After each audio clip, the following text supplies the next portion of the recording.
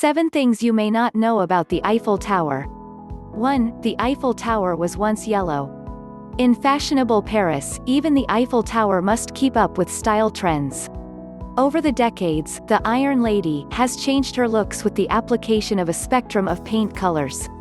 When it opened in 1889, the Eiffel Tower sported a reddish-brown color. A decade later, it was coated in yellow paint.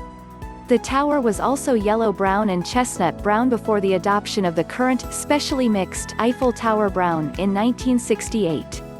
Every 7 years, painters apply 60 tons of paint to the tower to keep her looking young. The tower is painted in 3 shades, progressively lighter with elevation, in order to augment the structure's silhouette against the canvas of the Parisian sky. 2. It was built to celebrate the centennial of the French Revolution. Organizers of the 1889 Exposition Universelle, which commemorated the 100-year anniversary of the fall of the Bastille and the launch of the French Revolution, staged an open competition to design a spectacular centerpiece to their World's Fair. Out of 107 proposals, they selected the design submitted by Eiffel along with architect Stephen Sauvestre and engineers Maurice Quechelin and Émile Nouguier. 3. For 4 decades it was the world's tallest structure. At 986 feet, the Eiffel Tower was nearly double the height of the world's previous tallest structure, the 555-foot Washington Monument, when it opened in 1889.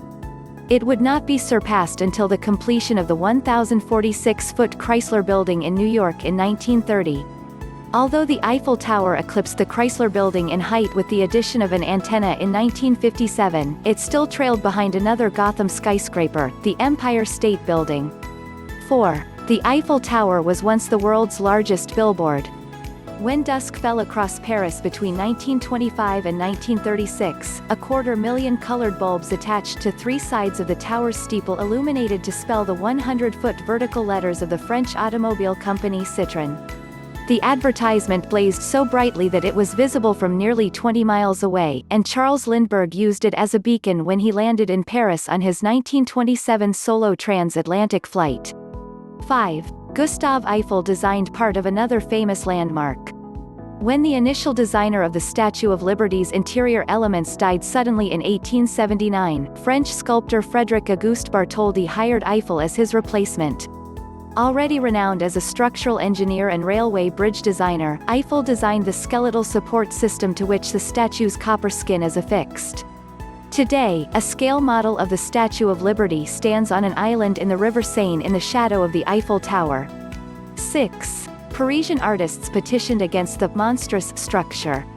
Although now a worldwide symbol of romance, the radical design of the Eiffel Tower inspired anything but love in the hearts of 300 prominent Parisian artists and intellectuals who signed the following manifesto that ran in the Le Temps newspaper on Valentine's Day in 1887. We, writers, painters, sculptors, architects, passionate lovers of the beauty, until now intact, of Paris, hereby protest with all our might, with all our indignation, in the name of French taste gone unrecognized, in the name of French art and history under threat, against the construction, in the very heart of our capital, of the useless and monstrous Eiffel Tower. The screed even said that the gigantic black factory chimney was so loathed that even commercial-minded America does not want it. 7. Radio saved the Eiffel Tower from destruction. Since Eiffel footed 80% of the tower's construction costs, he was permitted to have the structure stand for 20 years in order to recoup his investment before it passed into the hands of the Parisian government, which planned to disassemble it for scrap metal. Seeking a way to prove the structure's strategic utility in a bid to save it, Eiffel erected an antenna atop the tower and financed experiments with wireless telegraphy that began in 1898.